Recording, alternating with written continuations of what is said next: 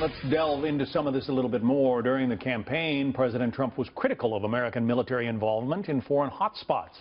But Mr. Trump seems to have changed his mind since taking the oath of office, deciding to launch that airstrike on Syria after a deadly chemical attack, and dropping the so-called mother of all bombs on an ISIS complex in eastern Afghanistan.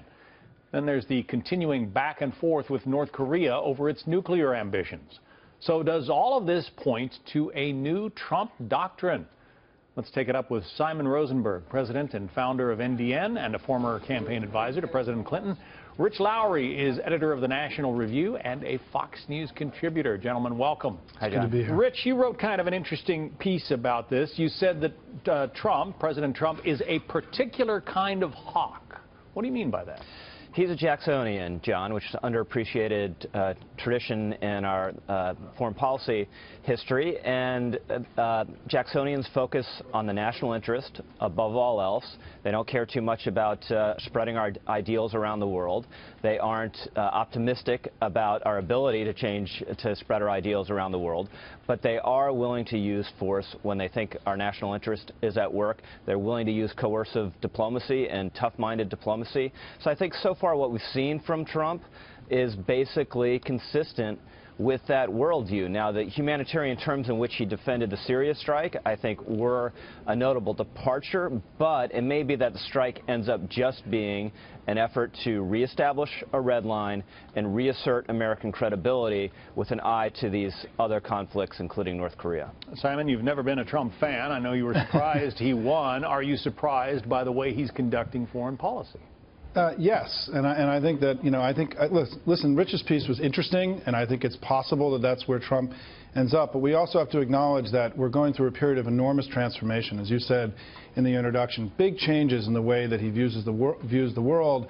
And I think we're in sort of an immature stage. I mean, he could end up where Rich said. I just don't think we know. I think there's a lot of countervailing data. And I think one of the great tests of Rich's theory is what he does about Russia. And I think Russia's sort of the blind spot for this administration. I would put Russian aggression in the world today equal to the terror threat and what's happening in North Korea. And right now, what Vladimir Putin is getting is kisses from Donald Trump and not confrontation in the way that Rich is describing. I think if we're going to see what Rich's view of Trump, we've got to put Russia on the same footing as these other challenges in the months to come. We just heard General Keane, Rich, talking about the Obama doctrine of strategic patience with North Korea and how it amounted to nothing in his view.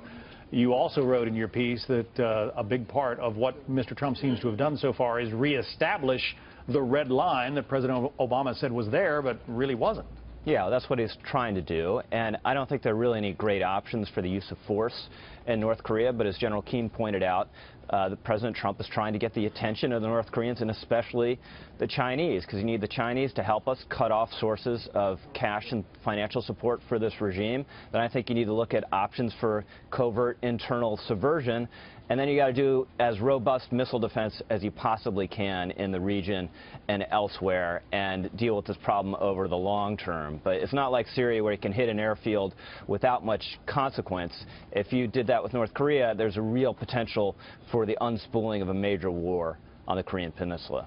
A lot of people, Simon, have been sort of taken aback. People who thought he was not an interventionist, don't like what he's doing. People who thought he should be more robust don't necessarily like what he is doing. Where do you fall?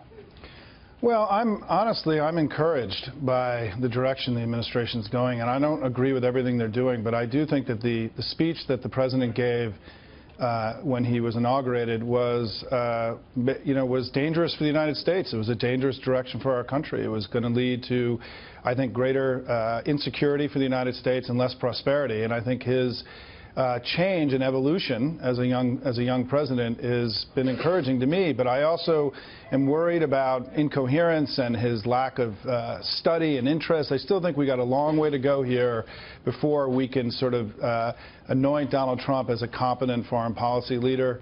And again, I go back to one of his great challenges is dealing with Russia in the same kind of clear-eyed way that he's starting to deal with some of these other challenges. That, to me, is the greatest short-term test of this We're never administration. going to see a Trump doctrine, per se, because he's not a doctrinaire guy. But if you go back and read his foreign policy speeches last year, he gave one in April and then one in later in the campaign. There was a peace through strength speech. What he's done so far is broadly consistent with both of those speeches. But deeply inconsistent with his inaugural speech, Rich. And I don't disagree with your point about last year. It was sort of inconsistent with the tone of the inaugural speech, but if you actually go line by line, he talks about how we're going to honor and build our alliances, and we're going to be strong. And this is a consistent theme of his. We're going to build our defenses and be strong around the world. We're going to have to leave it there. Everyone says that the office changes the occupant, and that could be happening here. Simon Rosenberg, Rich Lowry, good discussion. Thanks. Thanks, John. Thanks, Rich.